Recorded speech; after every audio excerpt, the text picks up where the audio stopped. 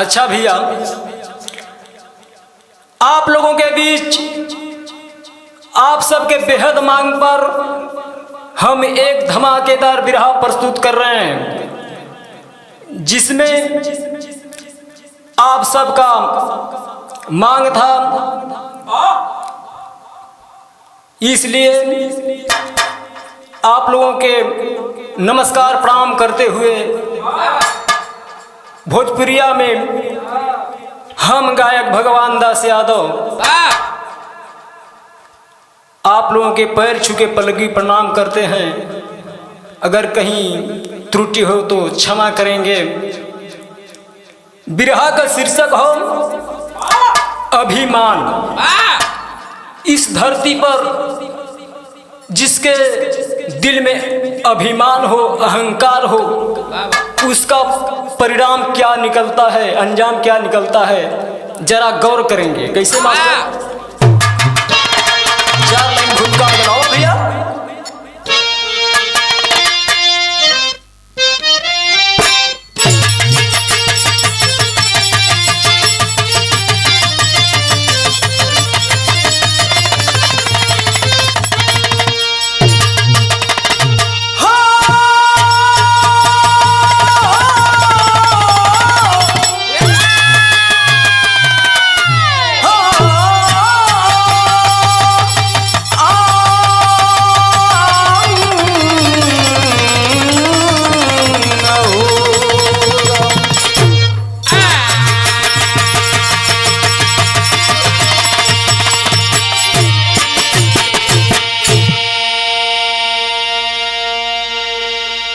चार लाइन भूमिका है मास्टर।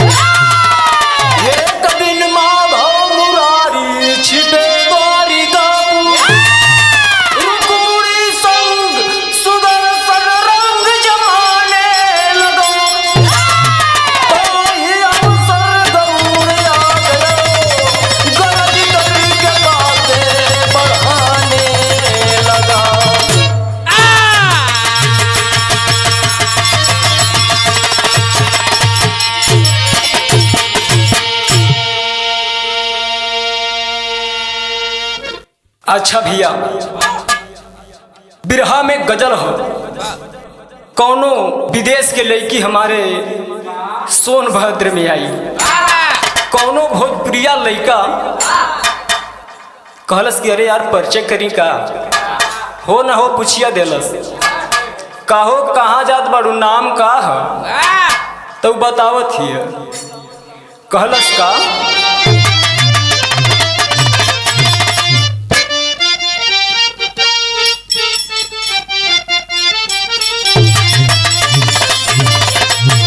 बारे मास्टर मैं ना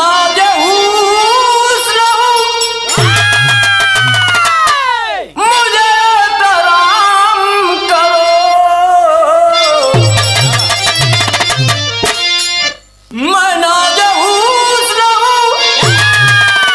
अरे मुझे तराम करो, जवानी नाम है मेरा, मुझे सलाम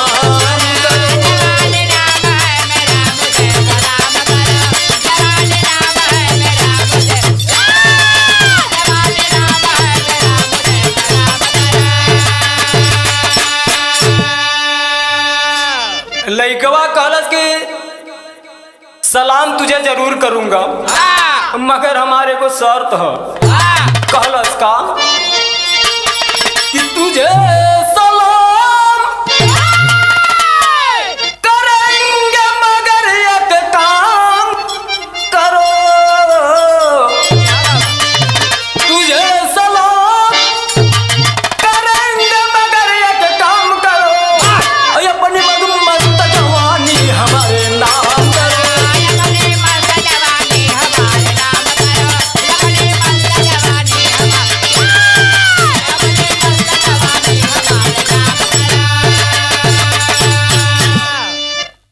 लेकिन भाव लगल। पास में रह कर बंदा अरे आंखों से भी दूर है, पास में रह कर बंदा अरे आंखों से भी दूर है, अब भक्त के आगे भगवान भी मजबूर है।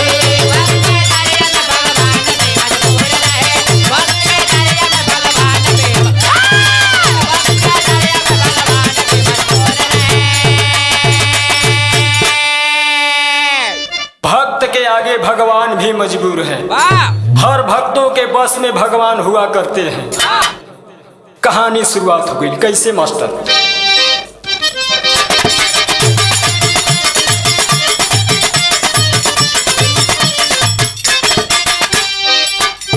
अरुण गरुड़ को एक दिन हृदय समाया है, अरुण गरुड़ को एक दिन हृदय समाया है, अपने बल पे भगवान को मैं छाया है।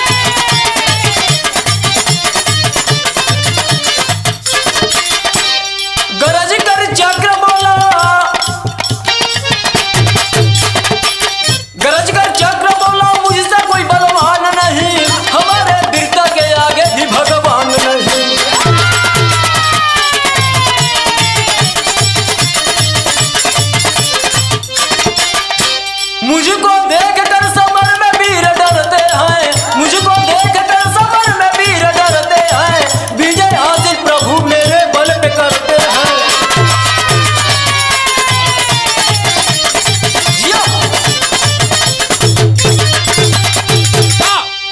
तनी बात को समझ ले।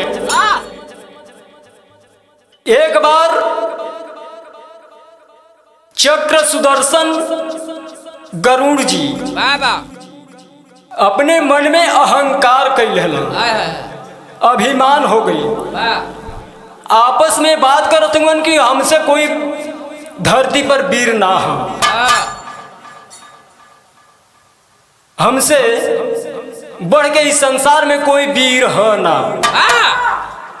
ये बतिया के जब गरुड़ जी कहला तो गरुड़ का सुन के चक्र सुदर्शन कहला कि अरे मेरे विजय पे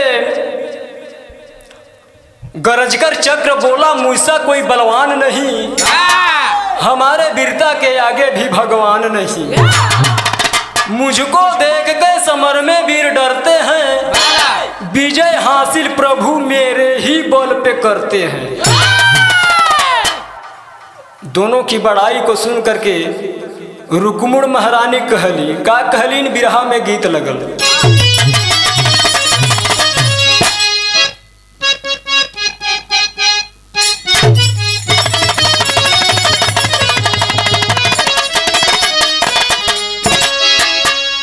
वाह वाह वाह मास्टर इशारा कैल।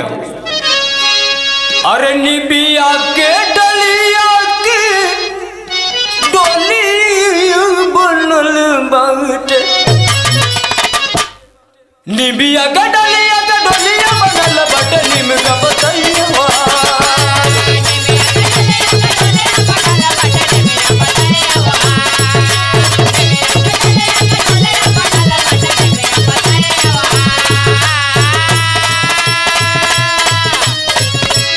निबिया के डलिया के डोलिया बनल बाटे, निम का बतैया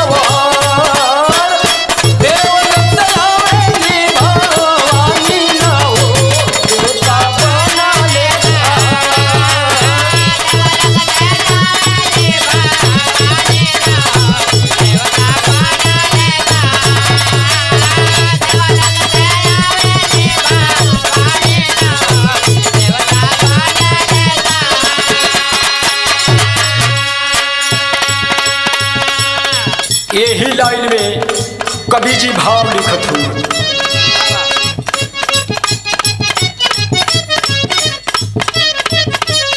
सुन करके बनी रुका मुड़ी महारनिया, सुन ले बदई के धिया।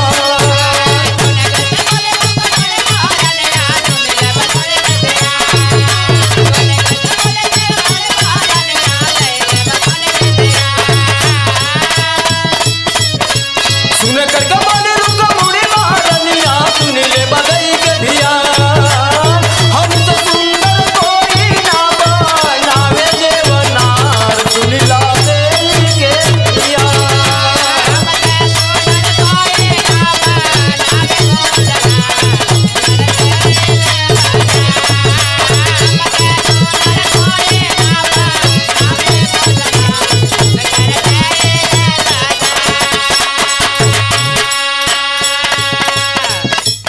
दुनिया में एक से बढ़कर एक गुजरिया, सुनिला बनावे जेवाना।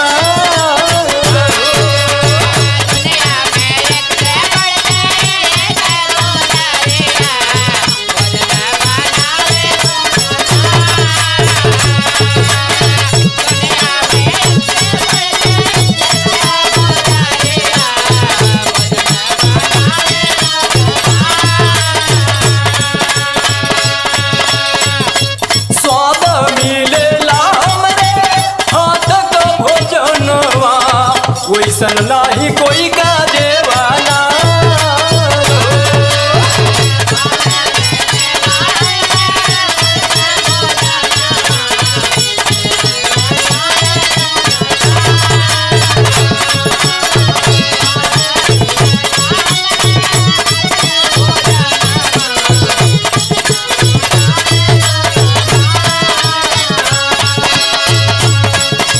व्यंजन बनाने में गया वरतिया, सुन ले बदई के धिया।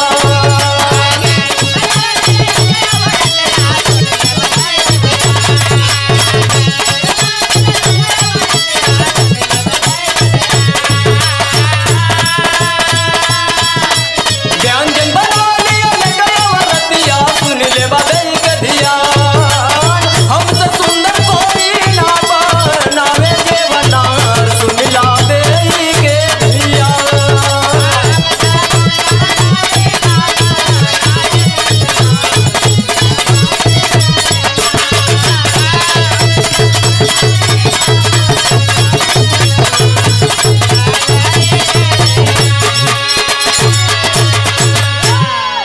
रुक्मुण महारानी कहली, तीनों लोक में हमरे जैसन कोई भोजन ना बनावेला। जवन स्वाद हमरे हाथ का भोजन का मिलेला, ये दुनिया में कौनो औरत कैसन भोजन ना मिले मीठ लागेला। ये तीनों का बड़ाई का बखान भगवान श्री कृष्ण सुनत रहल। जब सुन लेला तब उपस्थित भइला बिरहा में टेरे लगल। कैसे मास्टर?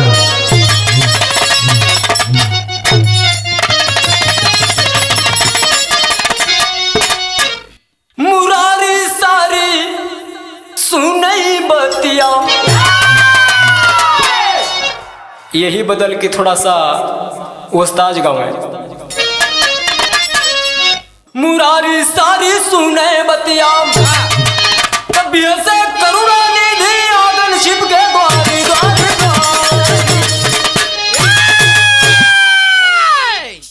बिहसे करुणा निधि आंगन छिप के द्वारी, मुरारी सारी सुने बतिया। मन में सोचत हूँ,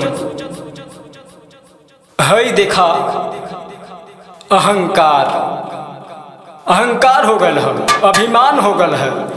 ये लोग के कहत हूँ, किया नाज जो नाच गया। अरे किया नाज जो नाच गया, अभिमानों का अभिमान कहाँ।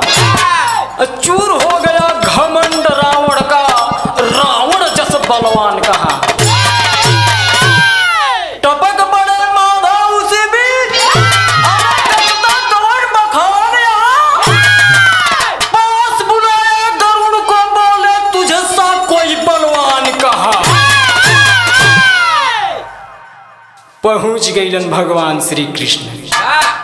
कहला का हो गरुड़ जी, हम तो सोचे थोड़ा सा चढ़ा दिल। कहला हम तो सोचे थे कि तोहरे ऐसा वीर संसार में कोई नाही है। और फौक गई। गरुड़ जी कहले अल्लाह हमके तो कोई यहर का जंतर हल, लेकिन भगवानों आज कह दिल। कहत है यह है इमे कह के का बात कह कि अच्छा तो एगो काम करा। कहला का कहला बिरहा में तर्ज लगा।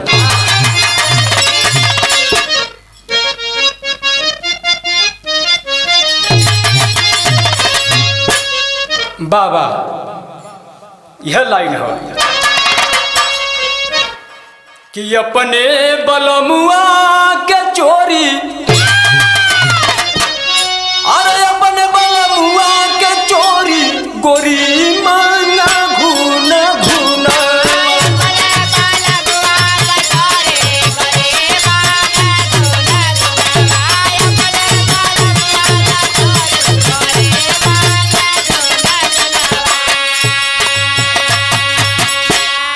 लेकिन भगवान श्री कृष्ण गरुड़ से कहलन अवधपुर के करा तैयारी, अरे अवधपुर के करा तैयारी मुरारी सुनावले बतिया।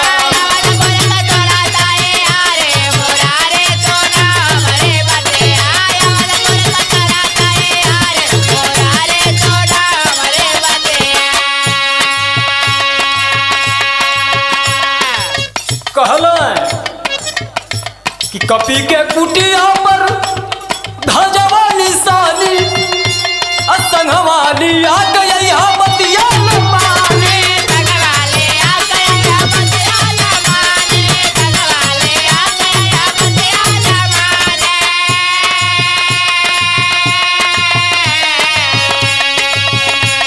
नमवा बतैहा हमारी,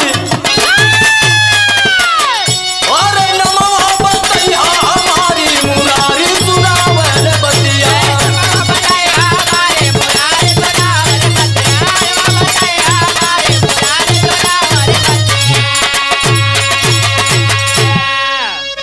कहे गरुड़ जी अवधपुर में जा हनुमान के पास, उनके कुटिया पर ध्वजा का निशानी है और उनके अपने साथ लेके आवा। अरे गरुड़ कहाँ है प्रभु? हनुमान जी के अपने पिछिया पर बिठा के क्षण भर में लेके आवत थी। कहाँ तो जा लेके लिया के तब यह अच्छा चल देला। अब पहुंचना भगवान श्री कृष्ण रुक्मुड़ के पास, और रुक्मुड़ के पास कहते हैं जाकर के क्या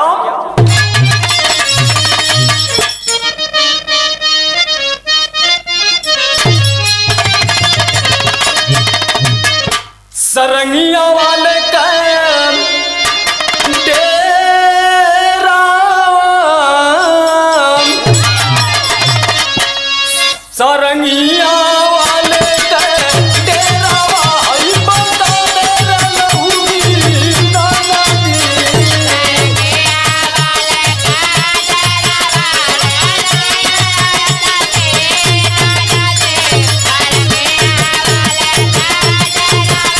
Bye.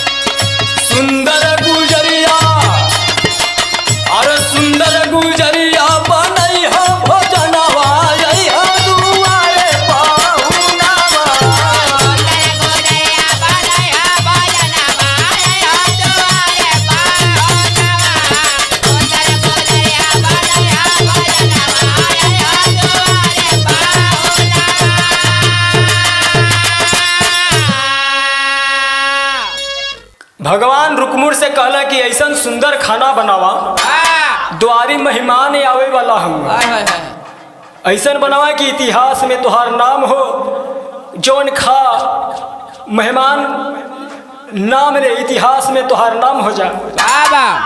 बड़ा खुश भैली, चल देली खाना बनावे के लिए उनका ड्यूटी लगा देला। अब भगवान श्री कृष्ण पहुंच गईलन सुदर्शन के पास, जाके कहला का कहला मास्टर,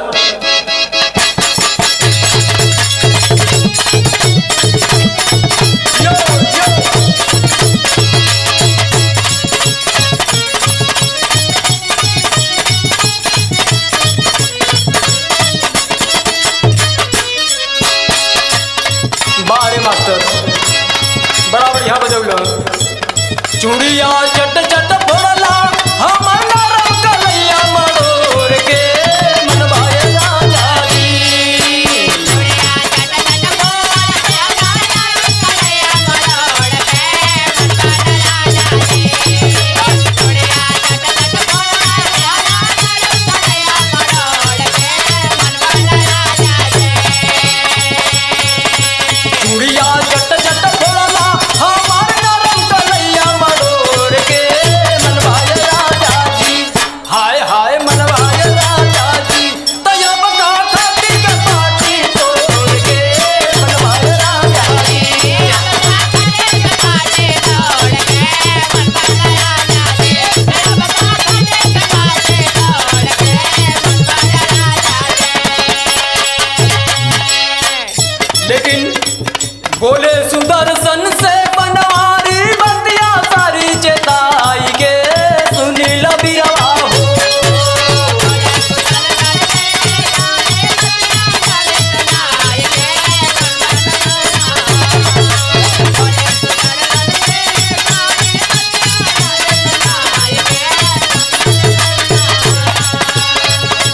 बोले सुदर्शन से बनवारी बतिया सारी चेताई के सुनील बिरवा हो। आय हाय सुनील बिरवा हो, तो पहरा बिहार ही दुआर पे सुनील बिरवा हो।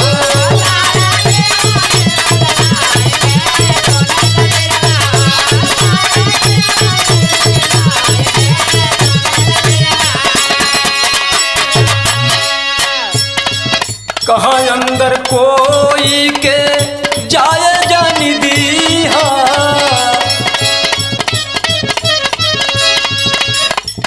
जो कोई माने ना गर्दनिया काट ली हा।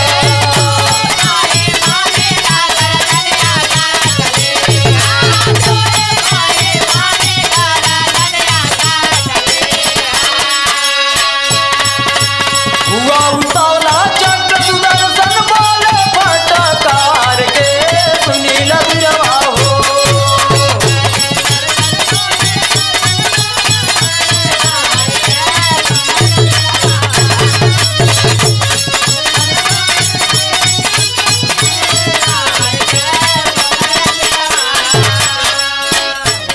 हुए उतावला चक्र सुदर्शन बोले फटकार के सुनील बिरवा हो। आय हाय सुनील बिरवा हो, तो पहरा दिया यही दुआर पे सुनील बिरवा हो।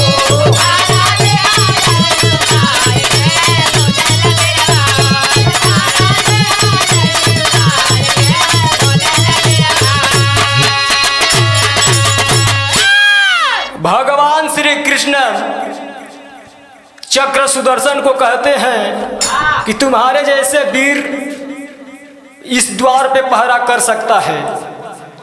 द्वार पे पहरा करना, अंदर कोई के जाए मत देना।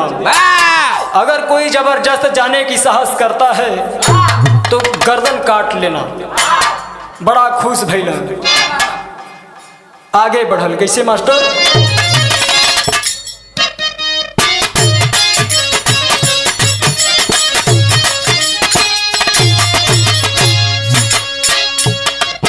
गरुड़ जी इधर पहुंच गई हनुमान के पास। वाह वाह वाह। कहत हूँ अरे लेके खबरिया अइली,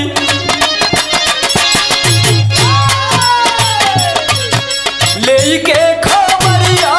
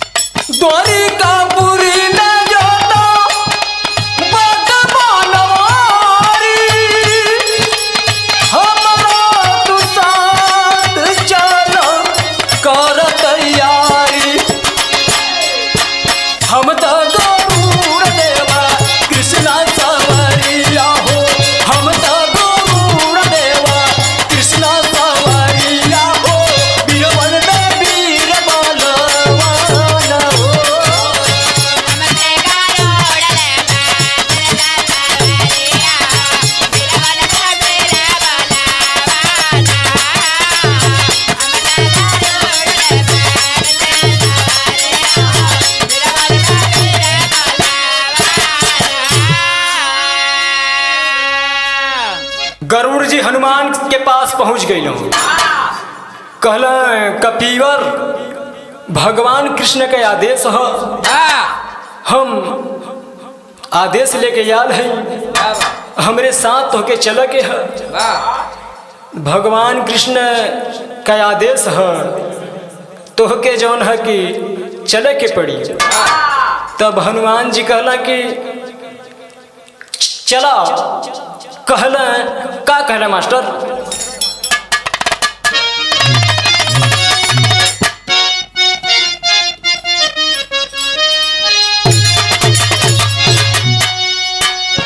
कि बारी उमर कमर लचकनिया,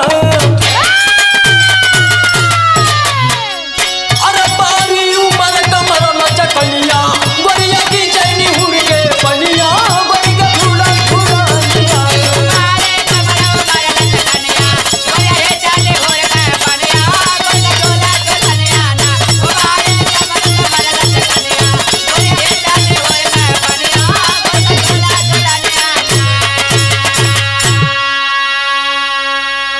लेकिन हनुमान जी गरुड़ से कहला कि पहले करब हम नन्नवा, पहले करब हम नन्नवा, दूसरा में हरि का धियानवा, कपि कहला बयाना।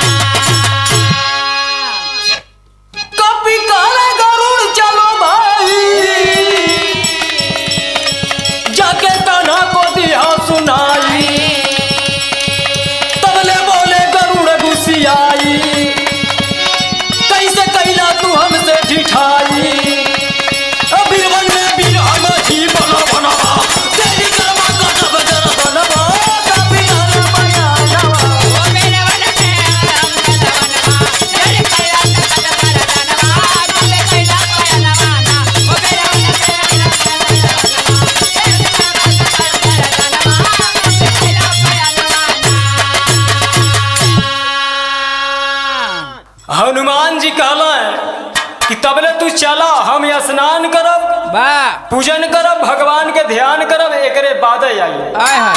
तो कहे ठीक बा, हम चलत है, लेकिन अगर कहीं देरी कर देला न तो गर्दनवा काट ले।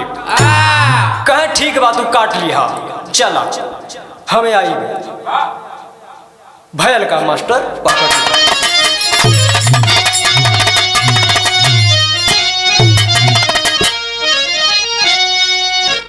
अरे पूजन करके चले कपीबल करिया दोरी का पूरी में।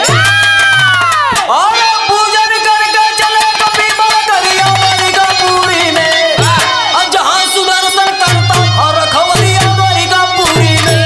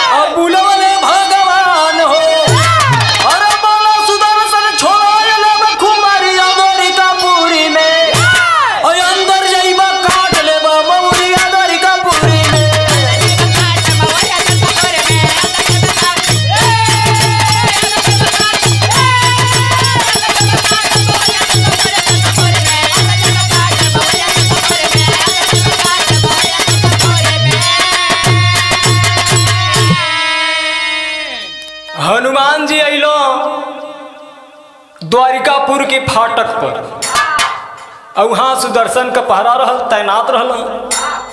अंदर जाल चाहत हूँ, लेकिन मना करत हूँ सुदर्शन। कहाँ हमके अंदर जाए, कहाँ हम जाए ना दे, कहाँ हम जाई।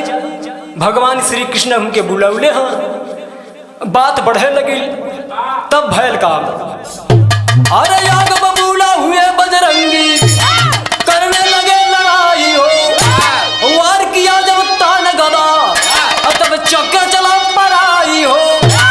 और लेके दौड़े हनुमान गदा धरिया दोरी का पूरी में। यही जोर पर कैलाया करिया दोरी का पूरी में। जब हुमुच का गदा देहला ना तो लगल है भागे। भागत भागत भागत भागत चल गए जहाँ कृष्ण भगवान रहला। कहला का हो यही वीर पर इतना अहंकार। बाबा भैल का मास्टर आवा।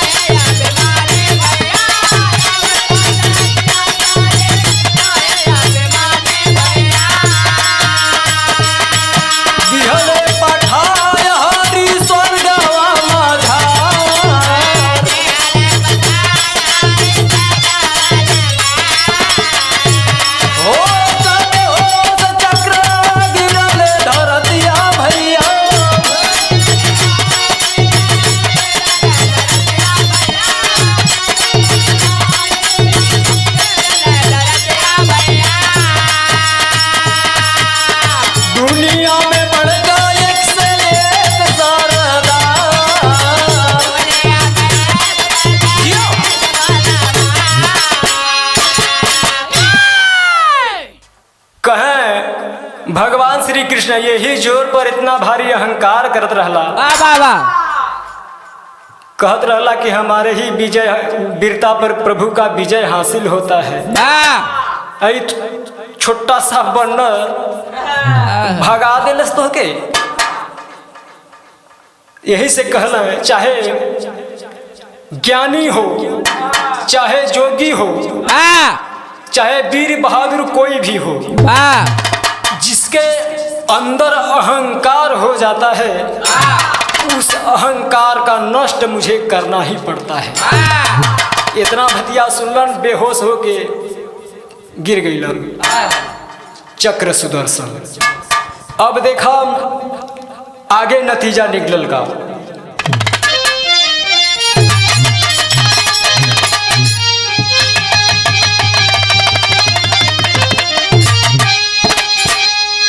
अरे हंसते मुकुट माधव कोई के चतुराई ना लगी तो पानी हो जाई अभिमन्यु बड़ाई ना लगी।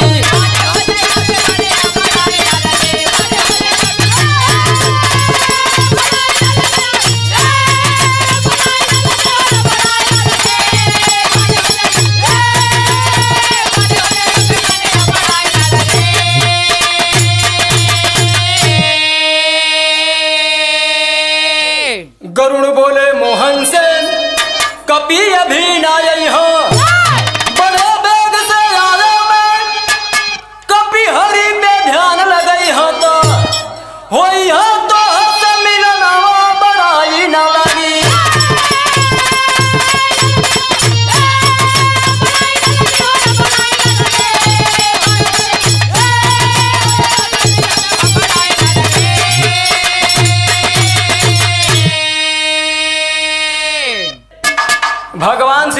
कहना कि गरुड़ जी हनुमान अइलो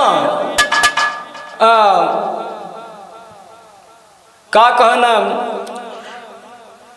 रुकमुड़ बड़ा बढ़िया सुंदर सुंदर खाना बनौली वो खा के गईला। जब खाना खा के गईला तो कहा कि ऐसा खाना है कि खाना में तो कुछ स्वाद नहीं है।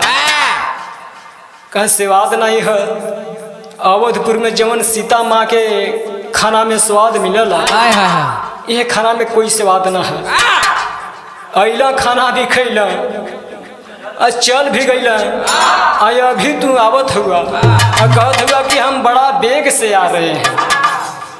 कहला हनुमत आए चले गए कहे कन्हैया हंसकर कहवा देरी कैला अरे कैसे फंस कर तो कैला मारे तू ना दलिया मराई ना लागी।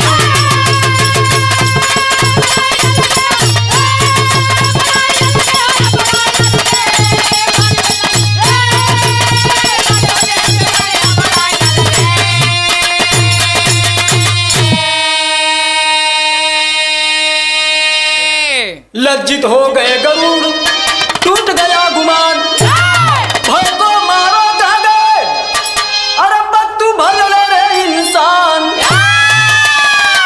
तय ज्ञान में भूलल से सदुनिया बनाई ना लगी पानी हो जाइया भी मनिया बनाई ना लगी।